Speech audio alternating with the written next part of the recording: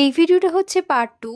বাড়ি থেকে বেরিয়ে গিয়ে এবারে সবার সঙ্গে আবির খেলার পালা। আমার সাথে ঠিক এভাবেই অত্যাচার করা হয়েছিল সেদিন। তারপর আমরা ডিসাইড করলাম আমরা মেট্রোপলিটন যাব। দেখো, এক দফা তো বাড়িতেই খেলে এসেছি, এটা হচ্ছে দ্বিতীয় দফা। এখানে তো আমাকে কেউ চিনতেই পারবে না। মুখের যা অবস্থা হয়েছিল, তাই মাথা ঠান্ডা করবার জন্য নিলাম লস্যি। লস্যি খেতে খেতে প্ল্যানিং হলো ভূতনাথ যাওয়ার জন্য। আমি তো এক পায়ে রাজি ছিলাম। এই সিগন্যাল পার করে গেলে যে পুতুল বাড়িটা পড়ে, সেখানে যাওয়ার না আমার খুবই ইচ্ছা আছে। তবে এখন রওনা দিচ্ছি ভূতনাথ যাওয়ার জন্য। সেদিন পাই গঙ্গার পাড়গুলো বেশ ভিড় ছিল। জলের অবস্থা দেখেছো কি রঙে পরিণত হয়েছে।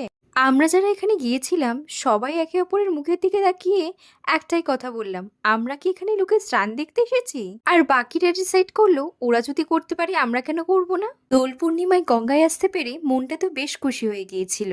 রীতি প্রায় তখন 3টে বাজছে।